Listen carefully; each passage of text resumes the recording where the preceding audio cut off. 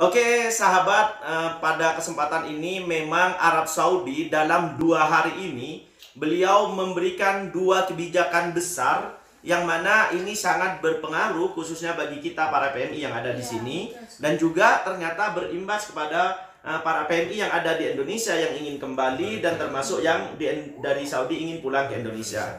Kebijakan pertama tentu mungkin sahabat sudah mengetahui semua ya, dari tanggal 3 kemarin, yaitu dimulai dari jam 9 malam bahwa seluruh penerbangan baik keluar dan masuk Arab Saudi itu untuk sementara di stop atau dihentikan ya, dengan kebijakan-kebijakan yang tentunya mungkin ini sudah banyak teman-teman yang membahasnya dari kemarin.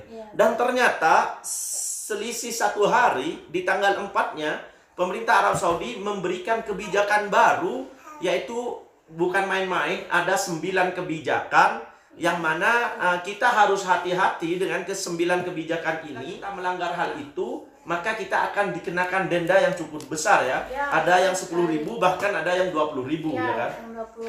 Oleh sebab itu sahabat-sahabat, karena kita sudah mendapatkan ya ini dari Twitternya Kementerian Dalam Negeri yang ada di Arab Saudi. Nanti saya akan bacakan satu persatu dan nanti akan saya tanyakan mengenai apa sih yang dimaksud dalam kebijakan tersebut ya. Dan kita akan musyawarah dan ya nanti silahkan komen juga sahabat kalau ada sekiranya yang belum jelas. Saya bacakan terlebih dahulu ya. Bismillahirrahmanirrahim. Kementerian Dalam Negeri Arab Saudi merespon munculnya indikator peningkatan kurva epidemiologi di beberapa wilayah Arab Saudi dan muncul gelombang kedua virus corona COVID-19 di dunia. Sebagai rilis Saudi Press Agency atau SPI, ini disebabkan melemahnya penerapan tindakan pencegahan dan kepatuhan terhadap protokol yang ditentukan. Untuk itu, Kemendagri mengeluarkan aturan terbaru pada Kamis tanggal 4 Februari untuk mengambil tindakan pencegahan dan pengaturan menyesuaikan dengan kebutuhan situasi saat ini. Berikut keputusan yang diambil Arab Saudi demi menjaga kesehatan masyarakat dan mencegah pandemi gelombang kedua di kerajaan, yaitu di kerajaan Arab Saudi. Nah, ini saya akan bahas satu persatu. Karena kenapa sahabat-sahabati semua, saya yakin sudah banyak yang menerima SMS ini atau sudah banyak yang membaca, tapi saya hanya ingin memperuntukkan karena banyak saudari kita yang juga agak males untuk membaca juga ya, dan juga males untuk membuka informasi. Tidak ada salahnya kita menginformasikan melalui YouTube ini sehingga lebih mudah untuk diterima ya, untuk diterima. Dan sekarang saya bacakan sesuai apa yang tertera ya, dan nanti kita bahas satu persatu. Kebijakan yang pertama yang dimulai dari tanggal 4 ini ya, jamnya sekitar jam 10 malam ya, kalau nggak salah jam 10 malam. Yang pertama yaitu menghentikan semua acara perkumpulan dan pesta. Di antaranya pernikahan, rapat perusahaan dan rapat perusahaan dan yang sejenisnya,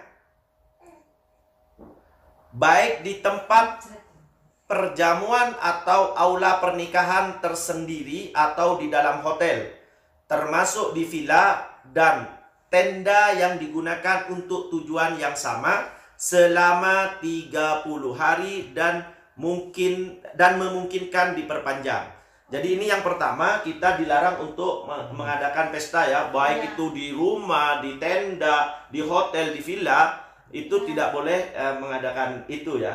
Apakah kalau ini kan udah jelas intinya harus dilarang untuk, memang peraturan Arab Saudi itu bisa 1 hari itu bisa 2 kali peraturan, karena ternyata ini diperhentikan untuk acara perkumpulan itu kita harus secara dadakan ini ya. Bahkan mungkin sudah banyak yang terjadwal tapi harus dibatalkan ya.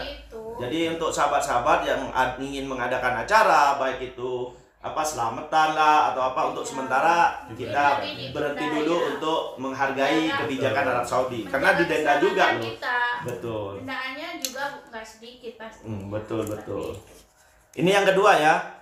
Yang kedua, dengan tidak mengurangi ketentuan poin pertama yang barusan itu ya.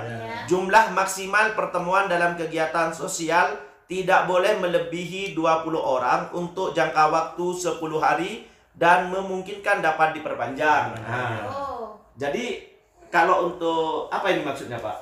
Ya maksudnya kita nggak boleh berkumpul intinya nggak boleh kita berkumpul di Suatu tempat, satu ruangan di atas melebihi 20 orang. Walaupun ada acara Walaupun atau tidak ada acara ya. Karena bisa ya itu kena denda kan. Oh, kena denda ya. Gitu. Oh, jadi dan untuk yang 20 hari ini itu hanya berlaku masih dalam waktu 10 hari ya. Yang untuk berkumpul 20 orang ini hanya 10 hari pertama ini ya. Itu pun juga bisa diperpanjang ya, diperpanjang. Ketiga, menghentikan semua kegiatan dalam acara hiburan untuk jangka waktu 10 hari dan memungkinkan dapat diperpanjang. Jadi semua kegiatan hiburan yaitu mungkin seperti apa ya? Ya seperti kayak bioskop, kayak kafe, kayak kopi, kayak kafe-kafe kan itu kan ada ya perkumpulan itu kan banyak gitu. Jadi semua diberhentikan. Mungkin pameran-pameran. Pameran-pameran juga ya. Oke, ini sahabat ya perlu diperhatikan juga. Dan ini yang keempat ya. Yang keempat, menutup semua bioskop. Oh, ini ada kaitannya dengan yang nomor 3 ya. Menutup semua bioskop, pusat hiburan indoor. Indoor itu di dalam ruangan ya. Tempat permainan dalam ruangan baik yang terdapat di restoran atau pusat perbelanjaan atau semisalnya, dan pusat olahraga untuk jangka waktu 10 hari yang memungkinkan dapat diperpanjang. Jadi ini gimana, Pak? Ya sebenarnya intinya ya sama sih dari awal sampai yang ke berapa tadi? Yang keempat ya. Yang keempat itu sama ya, menutup segala aktivitas untuk kerumunan. Jadi sekarang di mall-mall itu kan biasanya ada permainan anak-anak itu. Ya di restoran ya. Restoran juga ada permainan anak-anak itu juga sementara ini diberhentikan 10 hari bisa nambah ya. Ini untuk uji coba mungkin 10 hari ya. Dan tujuannya pastinya mengurangi kerumunan itu nomor 1 ya. Betul sekali. Ini yang kelima ya. Menangguhkan penyediaan layanan pemesanan makanan di tempat restoran, kafe dan sejenisnya dengan membatasi dengan layanan take away untuk jangka waktu 10 hari yang dapat diperpanjang. Bersama dengan itu dilarang terjadinya perkumpulan massa saat semasa di restoran. Kementerian Urusan Kota, Pedesaan, dan Perumahan untuk menutup tempat yang melanggar ini selama 24 jam. Jika pelanggaran diulang untuk pertama kali, penutupan akan dilakukan untuk jangka waktu 48. Jika pelanggaran diulangi untuk pertama kali, jadi kalau diulangi lagi, melanggar lagi, penutupan akan ditambah menjadi 48 jam. Dan untuk jangka waktu seminggu jika diulangi untuk kedua kalinya, jadi dalam 1 minggu 2 kali, dan selama 2 minggu untuk ketiga kalinya, dan untuk 3 minggu itu terjadi berturut-turut 3 kali. Jika pelanggaran diulang untuk keempat kalinya atau lebih, restoran akan ditutup untuk jangka waktu 1 bulan tanpa mengurangi penerapan hukuman lain yang ditentukan terkait dengan pelanggaran tersebut. Kalau ini jelas ya. Ini masalah restoran katanya kalau melanggar dari kali sampai ada 1 minggu 2 minggu itu akan dikena denda ya. Akan berdampak pada restorannya tersebut. Take away itu tidak boleh tidak boleh makan di tempat tidak boleh makan di tempat. Cuman bisa melayani buat pulang aja. Iya, buat pulang aja di rumah gitu. Oke, ini yang keenam ya. Mengintensifkan pemantauan dalam melaksanakan protokol dan tindakan pencegahan dari semua otoritas, terutama Kementerian Dalam Negeri, Perdagangan, Sumber Daya Manusia, dan Pembangunan Sosial, Pariwisata, Urusan Kota, Pedesaan, dan Perumahan, serta otoritas penerbangan sipil umum dan otoritas hiburan umum, dengan mengambil tindakan yang diperlukan untuk mengendalikan pelanggaran di tempat-tempat di bawah pengawasannya dan menjatuhkan hukuman kepada pelanggar. Jadi ini meningkatkan pantauan dari aparat sini. Jadi semua aktivitas kita terutama untuk ekspatriat ya, itu memang benar-benar dipantau. Bahkan di sini ini kayaknya di poin ke-7 ini Ini di poin ke-7, Kementerian Urusan Kota, Pedesaan dan Perumahan telah menugaskan tim pengawas lapangan untuk memastikan kepatuhan terhadap penerapan tindakan pencegahan dan kepatuhan terhadap protokol yang ditentukan seperti menjaga jarak sosial dan menggunakan masker. Jadi ini memang benar-benar ditingkatkan pengawasannya ya. Dan ke-8 ini sahabat, biar agak ini karena ini kayaknya tidak harus dijelaskan, sudah jelas ya. Yang ke-8, membagi jemaah sholat jenazah di kuburan setiap saat sepanjang hari untuk mengurangi jumlah pelayat pada saat satu waktu. Selain menyiapkan tempat sholat jenazah untuk menerapkan social distancing, saat sholat dan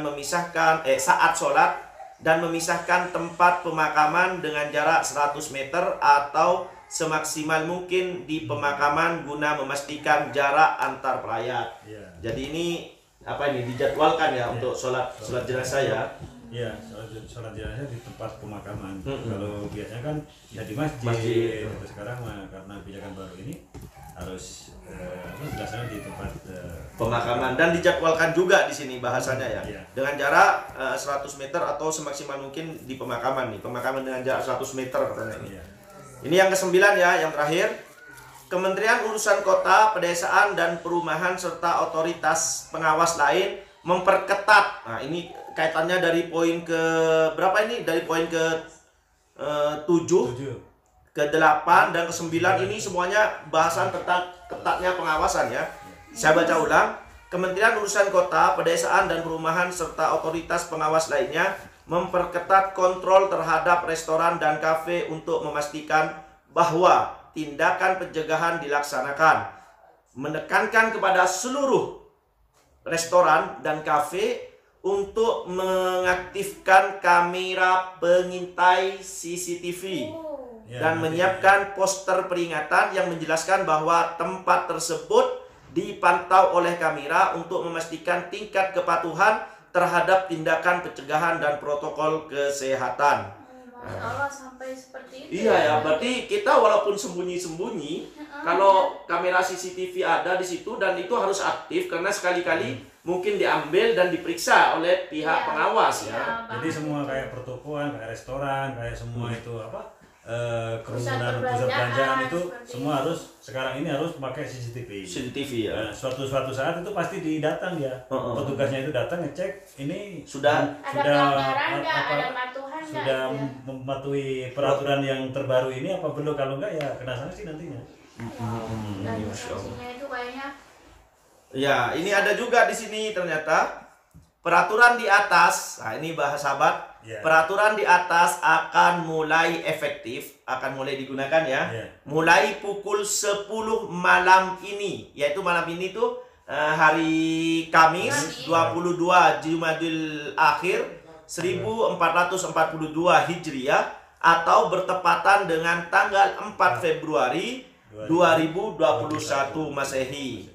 Kementerian Dalam Negeri menegaskan bahwa langkah-langkah ini diambil sebagai upaya untuk menjaga kesehatan masyarakat dan mencegah penyebaran virus corona. Ketetapan ini akan terus dievaluasi dengan otoritas kesehatan yang kompeten untuk mengambil tindakan tambahan jika diperlukan, sekaligus menghimbau kepada semua warga untuk memiliki rasa tanggung jawab dengan mematuhi arahan dan mematuhi prosedur untuk kepentingan bersama. Jadi ini peraturan yang terbaru, yaitu tanggal 4 Februari 2021. Itu sahabat. Oleh sebab itu kita harus selalu waspada ya, karena dendanya sekitar 10.000 sampai 20.000. Bahkan untuk yang memiliki toko atau perusahaan itu bahkan sampai ditutup ya selama 1 bulan. Kalau melanggar berkali-kali bisa